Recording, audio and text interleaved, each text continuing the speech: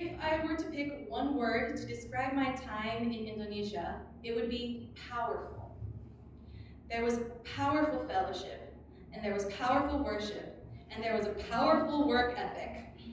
There was a powerful sun. There was a powerful smell. There was a powerful spices. But the most powerful thing was the power of the Holy Spirit. God was so active in that place. When we were getting ready for this mission trip, there were weeks of planning. We had meetings together, and everyone had things to do. Even the children had tasks. I had a bit of a hard time because most things were just in Korean, but I didn't worry. Because everyone else had such a detailed plan, I could trust them and follow. I'd been in missionary trips and mission teams where there was no plan, and I had to prepare everything alone. It was such an encouraging time to be able to trust my team for this Indonesia trip. My body is not very strong, and I'm weak. Okay, my body is not very strong. I was actually sick every day. But God was good to me, and every time that I felt sick, my medicine worked well, and my team would really help me. So in the past, I have felt guilty for needing help or needing rest. But our church members were so patient and gentle with me. I want our church to know that this is not a normal experience. We are so blessed to have each other to support the whole group. That really impacted me. When I was in Indonesia, I saw people living a very different life than mine. I was not surprised, but I was reminded again that I am blessed. Even in simple things like air conditioning. When I went to the rural areas for children's classes or youth groups, we would sit on the floor and sing together. We would tell stories in small circles. We prepared crafts, and the children were so interested. It was an honor to be there. I painted the little girl's nails with tenyong. And the way that they watched with so much excitement made me feel excited too. Simple things like this make powerful memories for children like that. Even my mom talks about the first time that she had visiting missionaries come to her village in Mexico. And she remembers the bright colors of the crayons and the smell of the fresh new box.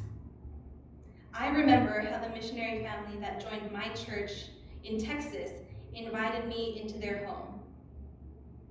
I saw how the missionary's family was embraced by their community. Their 3 little girls were so loved by everyone. The other children played with them, and the young adults helped take care of them. And the older men and women would treat them like their own children. What a blessing to see. Children are so special. They are a bridge into people's hearts. Something that stood out to me was how hungry the missionary couple were for the message that our pastor shared. The missionary translated the pastor's sermons live, but as he heard what was taught every night, I could see that the message impacted him too. I have had moments of deep loneliness while in Korea. Even though I love this country and this culture, there are times where I long for the familiar things from home. When we prayed over the missionary family that last night, I saw the tears falling from their eyes, and I understood that feeling, that need. They needed to feel embraced. They have God and the Holy Spirit. They know the truth that they are not alone, but we were able to show them.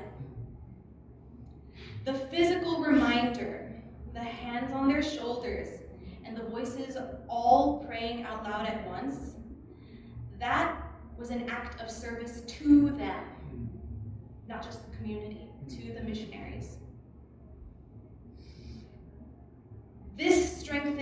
their parts. Our church could not stay for long, but we could build up the strength of those who we left behind.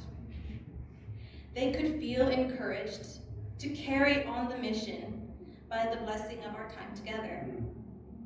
I have felt that in short-term missionary groups that visited Korea in the past, I felt it personally that same way. I have been tired. But the people God sends for short trips have been a source of strength for me, and our church was able to do that for this missionary family. And I was so honored to serve. I was honored to be a part of that time together.